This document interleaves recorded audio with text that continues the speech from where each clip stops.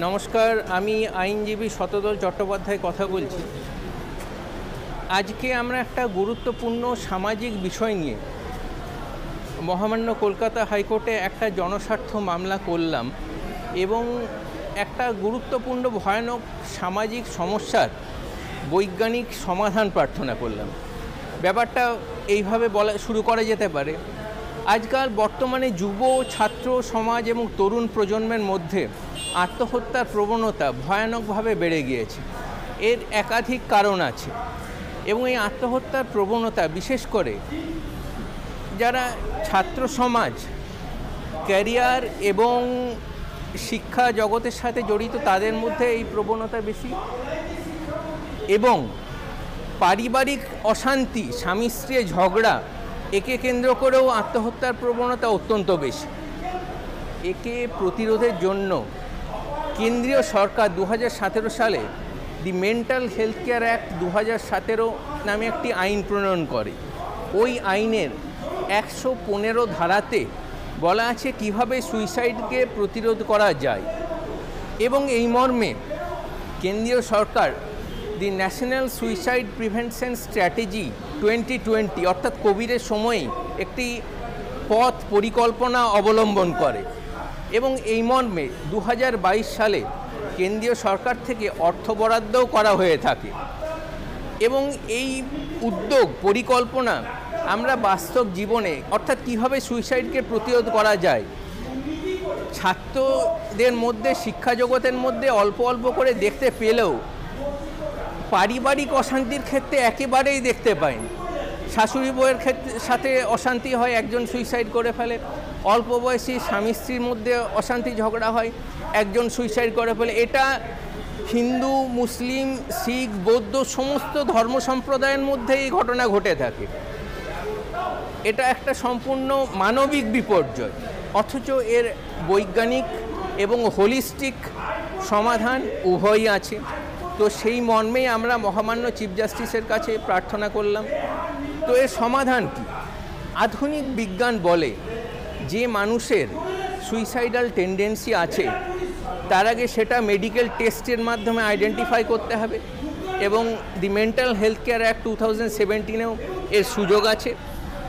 এবং সেই পরীক্ষাতে যদি তার মধ্যে অস্বাভাবিক মানসিক স্ট্রেস, ডিপ্রেশন, অ্যাংজাইটি এগুলো থাকে, যা যদি এতটাই থাকে যে তাকে আত্মহত্যার দিকে ঠেলে দেয়, সেক্ষেত্রে তাকে উপযুক্ত ঔষধ, থেরাপি এবং উপযুক্ত ব্যবস্থা নিতে হবে।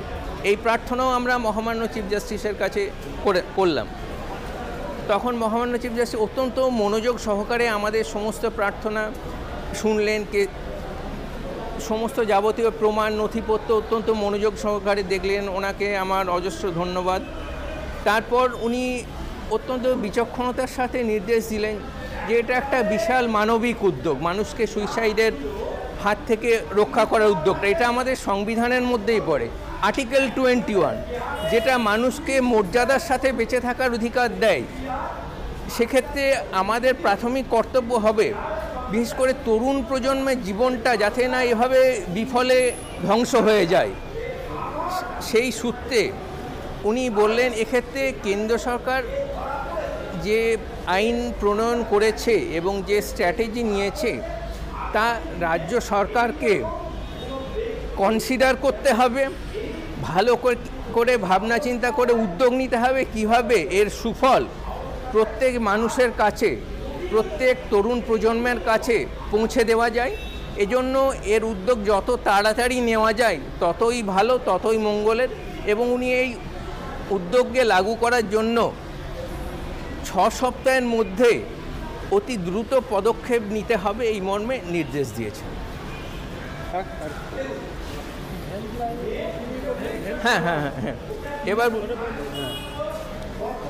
ভারতবর্ষের অনেক জায়গাতে, বিশেষ করে চেন্নাইতে এক ধরনের হেল্পলাইনের ব্যবস্থা আছে। ওখানে ঘটে থাকে কি, যখনই কোনো সুইসাইডের ঘটনা ঘটে কোনো টিভি চ্যানেলে বা পোর্টালে বা নিউজ পেপারে যেখানেই দেখা, তলায় একটা হেল্পলাইনের ফুটে ওঠে যে কোনো ওই ধরনের ঘটনা ঘটলে যাতে মানুষ ওই হেল্পলাইনে যোগাযোগ করতে পারে, এবং যারা স্বাস্থ্যকর্মী অথবা পুলিশ এগিয়ে আসে ব্যাপারটা প্রতিরোধের জন্যে। মানুষের জীবন ধ্বংস হওয়ার আগেই তার প্রতিরোধ করা উচিত, এটা আমরা সকলেই জানি। তাকে ধরে রাখা উচিত, তার প্রতিষেধকের ব্যবস্থা করা উচিত। তো এই উদ্যোগটা যদি পশ্চিমবঙ্গেও শুরু করা যায় সম্পূর্ণ বিজ্ঞানসম্মতভাবে তো খুবই ভালো হয়। তাহলে আমি যেটা বললাম সেটা উল্টো হবে ওটাকে। নমস্কার, আমি আইনজীবী শতদল চট্টোপাধ্যায় কথা বলছি। আজকে আমরা একটা গুরুত্বপূর্ণ সামাজিক বিষয় নিয়ে মহামান্য কলকাতা হাইকোর্টে একটা জনস্বার্থ মামলা করলাম এবং একটা গুরুত্বপূর্ণ ভয়ানক সামাজিক সমস্যার বৈজ্ঞানিক সমাধান প্রার্থনা করলাম। ব্যাপারটা এইভাবে বলা শুরু করা যেতে পারে, আজকাল বর্তমানে যুব ছাত্র সমাজ এবং তরুণ প্রজন্মের মধ্যে আত্মহত্যার প্রবণতা ভয়ানকভাবে বেড়ে গিয়েছে।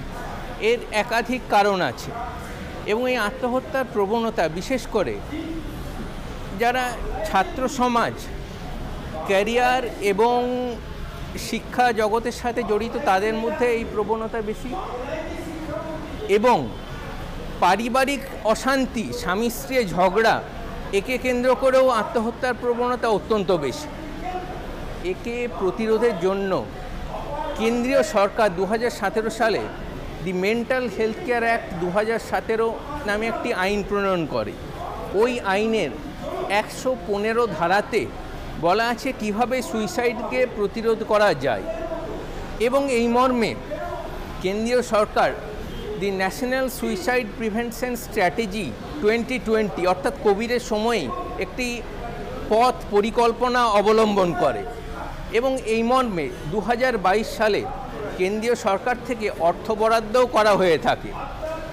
এবং এই উদ্যোগ পরিকল্পনা আমরা বাস্তব জীবনে অর্থাৎ কীভাবে সুইসাইডকে প্রতিরোধ করা যায়, ছাত্রদের মধ্যে, শিক্ষা জগতের মধ্যে অল্প অল্প করে দেখতে পেলেও পারিবারিক অশান্তির ক্ষেত্রে একেবারেই দেখতে পাইনি।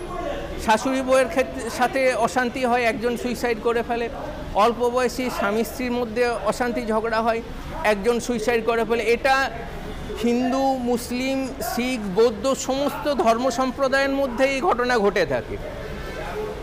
এটা একটা সম্পূর্ণ মানবিক বিপর্যয়, অথচ এর বৈজ্ঞানিক এবং হোলিস্টিক সমাধান উভয়ই আছে। তো সেই মর্মেই আমরা মহামান্য চিফ জাস্টিসের কাছে প্রার্থনা করলাম। তো এর সমাধান কি? আধুনিক বিজ্ঞান বলে যে মানুষের সুইসাইডাল টেন্ডেন্সি আছে তার আগে সেটা মেডিকেল টেস্টের মাধ্যমে আইডেন্টিফাই করতে হবে, এবং দি মেন্টাল হেলথ কেয়ার অ্যাক্ট 2017-এও এর সুযোগ আছে। এবং সেই পরীক্ষাতে যদি তার মধ্যে অস্বাভাবিক মানসিক স্ট্রেস, ডিপ্রেশন, অ্যাংজাইটি এগুলো থাকে, যা যদি এতটাই থাকে যে তাকে আত্মহত্যার দিকে ঠেলে দেয়, সেক্ষেত্রে তাকে উপযুক্ত ঔষধ, থেরাপি এবং উপযুক্ত ব্যবস্থা নিতে হবে। এই প্রার্থনাও আমরা মহামান্য চিফ জাস্টিসের কাছে করলাম। তখন মহামান্য